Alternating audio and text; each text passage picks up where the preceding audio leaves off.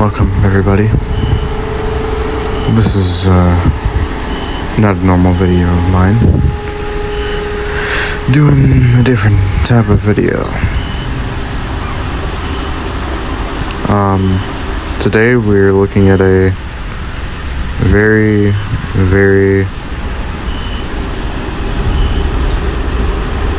intriguing franchise of, zombie games.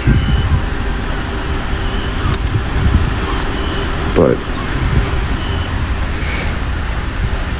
what if those zombies are not zombies? What if those blood-craving meat suits with a soul trapped inside were something far more sinister than a corpse? Let me take you through a journey of a little idea that's been going through my mind as I play through these games.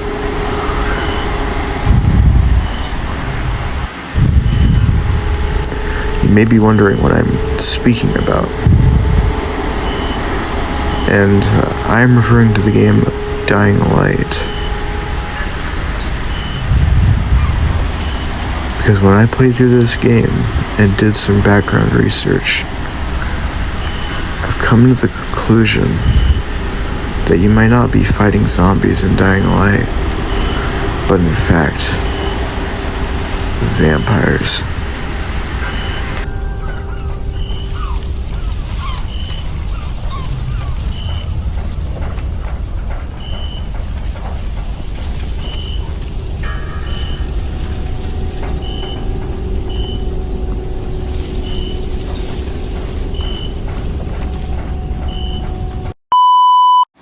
Alright, just gotta let you know before we start this video, spoilers for Dying Light 1, Dying Light 2, and the German film Blood Red Sky.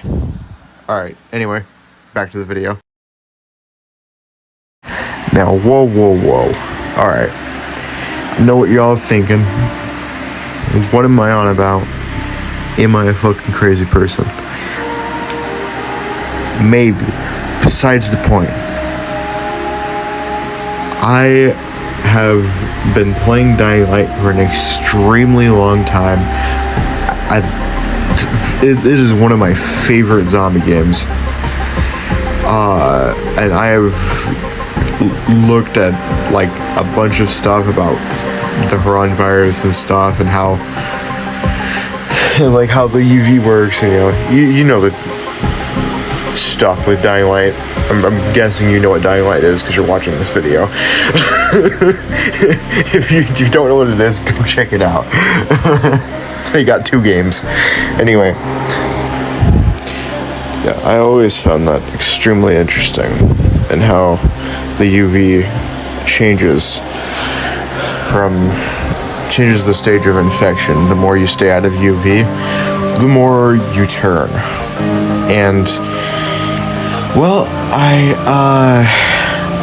thought it was really interesting how the zombies can sort of snap back to themselves when they're recently infected, and they're less gone, and also how some virals are sentient, as shown in the following DLC. And I just was really intrigued by it. I never really thought much of it, and I was also never really thought much about how the second game is particularly based off of, or inspired by, as I should have been wording it, it's inspired by the I Am Legend books and film, I think.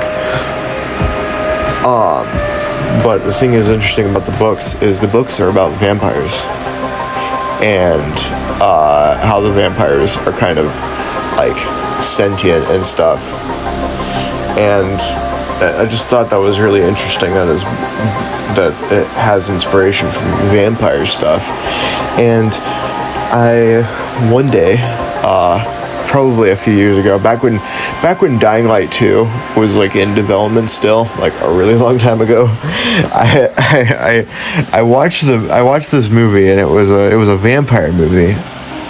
And I watched it with my mom, and the entire time, okay, the entire movie was like, stuff was hitting the fan, and vampires were flooding the place. And I was talking about how one of the characters gets bitten, and they start infecting everyone, and they have UV lights and like inhalers to suppress the infection or suppress their vampireness. And I just really thought it was interesting.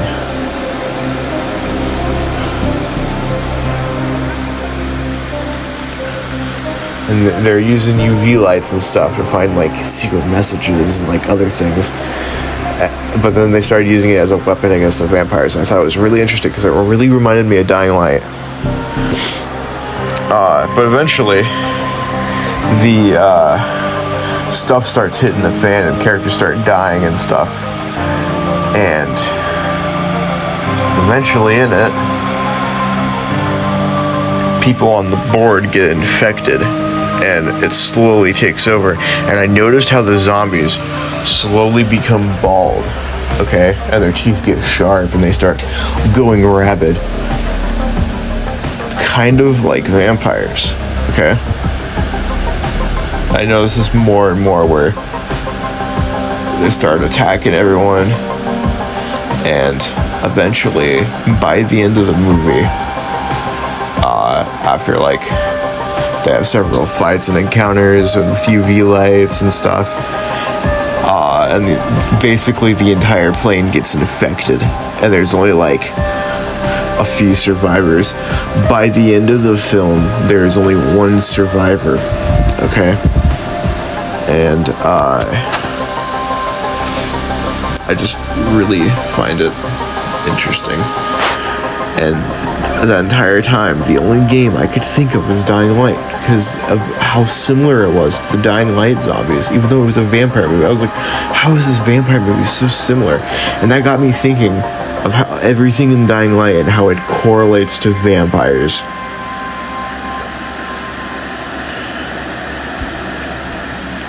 Especially with the final scenes where there's UVs and they're limiting the Horde's ability. And then, like, it's such a good movie. You really need to check it out. I know I said I was gonna spoil it, but I don't really want to spoil it for any of you, because you just need to watch it. I sort of spoiled it, but I gave enough info to kind of correlate with this. But yeah, and just also with how some volatiles are like powerful enough that they can be sentient and like sort of have a control over themselves during the day, and how virals, just they snap back, they start, the adrenaline hits them and they start feeling emotion again, and they snap back into human form, and then they go back to thirsting for blood. And I mean, all they do is bite you.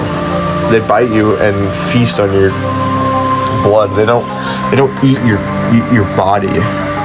I mean, they sort of do, but it's mostly like blood, which is again correlating to vampires. And I may be stretching this, but that's why it's a theory. I'm not saying that's how it is, but I don't know. So maybe y'all think in the comments. Well, that's the end of the video.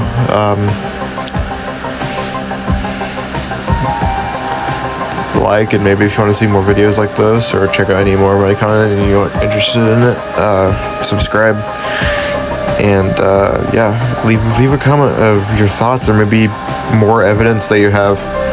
I'd love to see this theory like expanded upon.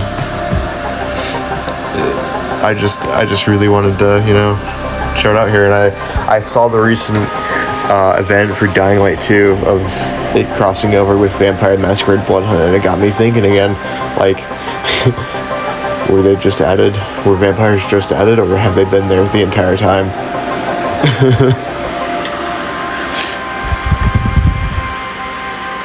Well, see ya.